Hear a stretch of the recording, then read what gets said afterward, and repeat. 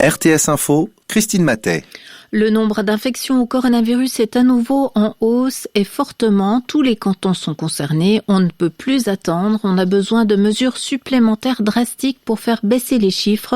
C'est ce qu'a déclaré la présidente de la Confédération, Simonetta Sommaruga, cet après-midi lors d'un point presse, en expliquant que les hôpitaux atteignaient leurs limites.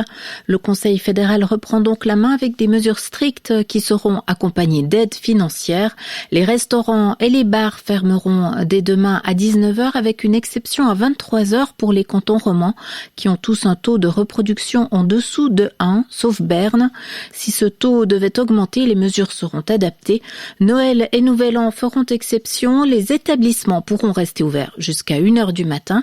Les magasins, les établissements de loisirs et de sport, les musées et les bibliothèques devront également fermer à 19h ainsi que les dimanches. Pour les rencontres en famille, la limite recommandée reste à 10 personnes et pas plus de 2 foyers. Les entreprises particulièrement touchées par la crise du coronavirus devraient bénéficier d'une aide plus importante.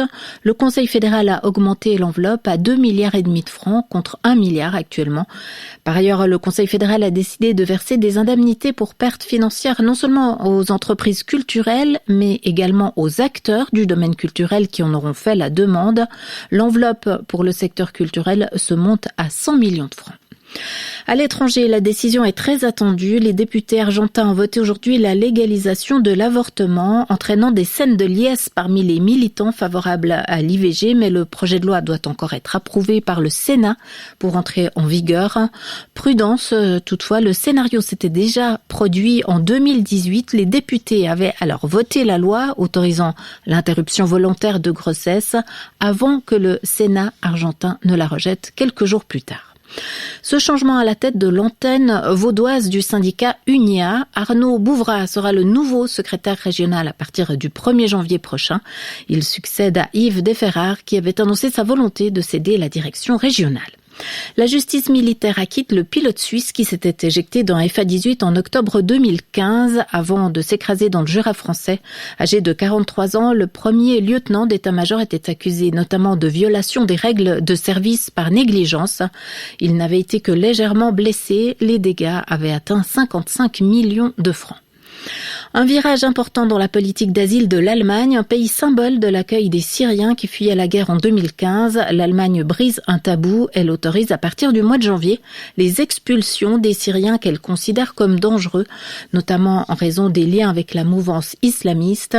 Prise à l'initiative des dirigeants régionaux conservateurs, membres de la famille politique de la chancelière, cette décision met fin au moratoire décrété depuis 2012 sur les expulsions vers la Syrie en raison du conflit qui a fait près de 400 000 morts en près de 10 ans. Les prévisions météo, ce vendredi, la neige tombe jusqu'en plaine, mais la limite va s'élever vers 1000 puis 1200 mètres en cours d'après-midi. Dans la vallée du Rhône, en amont de Martigny, la neige continuera à tomber à basse altitude. Demain samedi, le temps restera très nuageux avec de fréquentes précipitations. Elles seront localement abondantes le long des Préalpes, en Bas-Valais et sur l'ouest du Jura.